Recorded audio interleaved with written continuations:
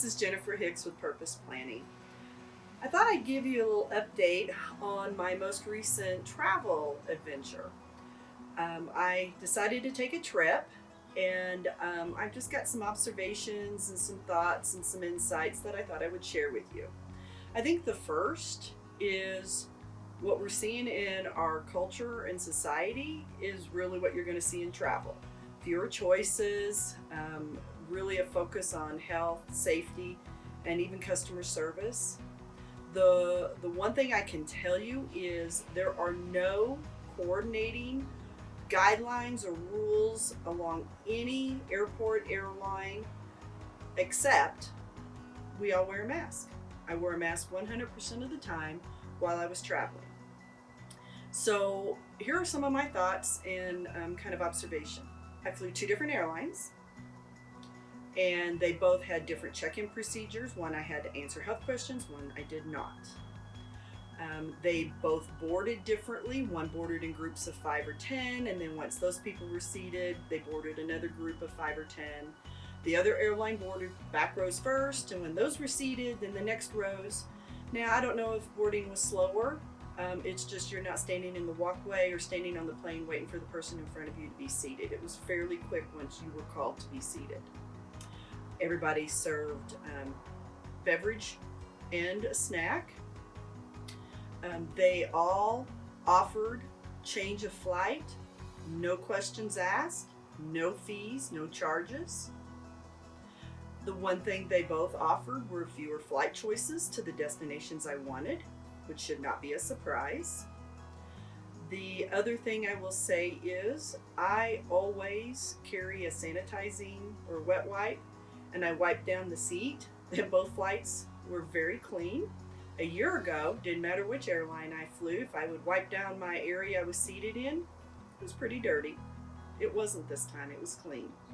So then I was in 3 different airports, and that experience was slightly different, but here's some similarities. TSA seemed like was moving slower, but I got through security faster, and that could be because there's fewer people. There's fewer choices because there are fewer places open at the airport. Your interaction, there's really no interaction, so the airports are much quieter.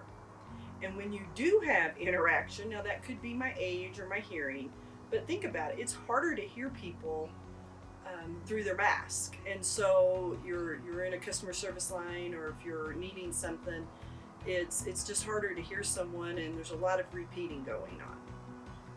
Nothing too difficult, nothing too challenging. The thing that was consistent across all airports was no water fountain. So you just need to be aware to bring your own bottle.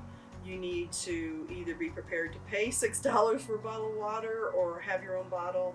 But water fountains were all closed off, which was not something I was expecting, but I bring my own water bottle, and usually it's not an issue.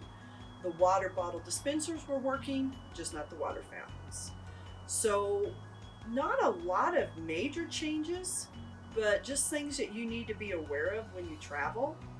So in reality, traveling is not that much different than what we're living in our day-to-day life. We have fewer choices. Things are a little bit slower. They're not that challenging. They might be slightly inconvenient.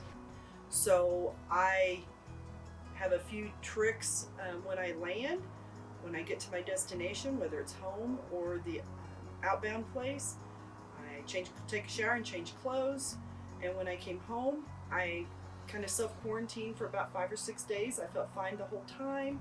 I've been back for weeks, and I have been fine and healthy. So will I travel again? Absolutely. And if you've traveled, I'd love to hear about your experience or your situation. And we want to share what we're doing, and we want you to share what you're doing. So I hope everybody is staying healthy and safe, and we hope you have a great day, and we look forward to hearing from you soon.